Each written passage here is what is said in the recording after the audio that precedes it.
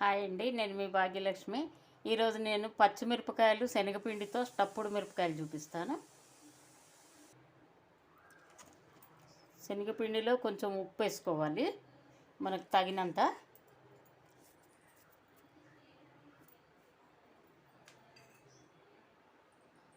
ఇది ఓమా,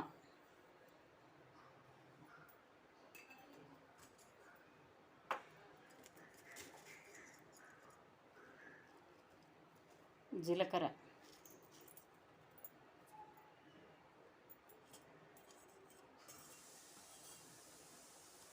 కొద్దిగా ఆయిల్, ఒక 2 స్పూన్లంతా.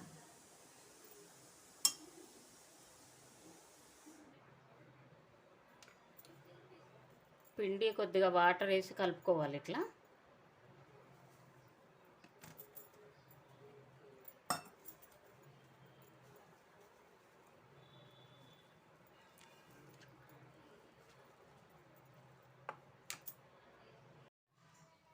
మిరపకాయలు ఇట్లా కాట్లు పెట్టుకోవాలి, ఒక పక్క చీరి కాట్లు పెట్టి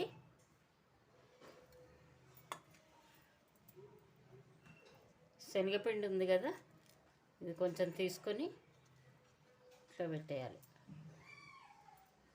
మీరు ఇత్తులు తింటే తినొచ్చు, ఇత్తులు కావాలంటే దులిపేసుకోవచ్చు. కారం లేవు కాబట్టి అట్లే ఉంచేసిన.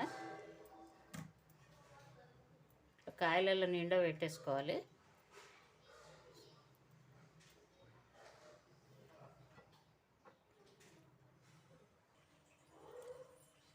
కడాయి పెట్టి స్టవ్ ఆన్ చేసుకొని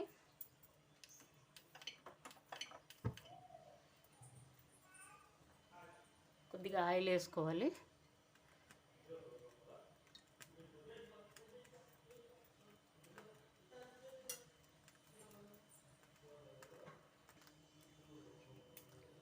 ఆయిల్ వేసి ఇప్పుడు మిరపకాయలన్నీ ఇలా స్టఫ్డ్ చేసినవన్నీ ఇలా వేసేసుకోవాలి.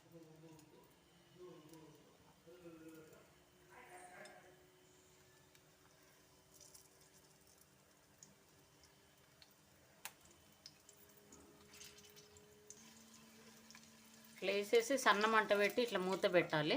మూత పెడితే మెల్లగా ఉడుకుతాయి. మీరు కొంచెం పెద్ద కాయలు తీసుకున్నా సరే, నేను చిన్న కాయలు తీసుకున్నాను. బజ్జి మిర్చీలు తీసుకోవాలి. ఎప్పుడు మిర్చి బజ్జీలు వేసుకోవడం ఎందుకని ఇట్లా కూడా చేసుకుంటాం అన్నమాట. మేము అన్నంలో పప్పు అంచుకి, సాంబార్ అంచుకి బాగుంటాయి.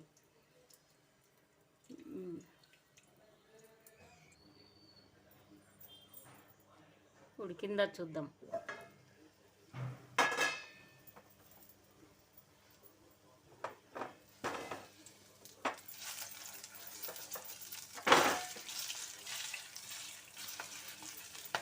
మెల్లగా ఇట్లా కాల్చుకోవాలి.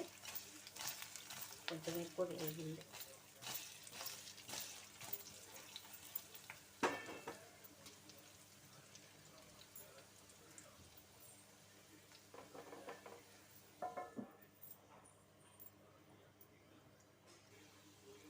ఇట్లా స్పూన్తో తిప్పుతూ తిరిగేసుకొని మొత్తం చుట్టూ కాళ్ళ వరకు ఉంచి తీసేసేయాలి. ఇంకా గ్రీన్ కలర్ పోయి కలర్ చేంజ్ అయినాయి కదా, ఇప్పుడు ఇంతే.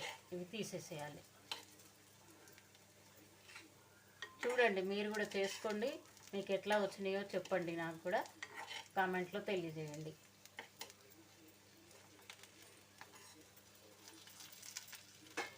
తీసేసుకుందాం ఇప్పుడు. ఎప్పుడు తినే బజ్జీలే కాకుండా ఇట్లా చేసుకుంటే స్పెషల్గా ఉంటాయి. మీరు కూడా చేసుకొని చూసి నాకు చెప్పండి. థ్యాంక్ యూ అండి.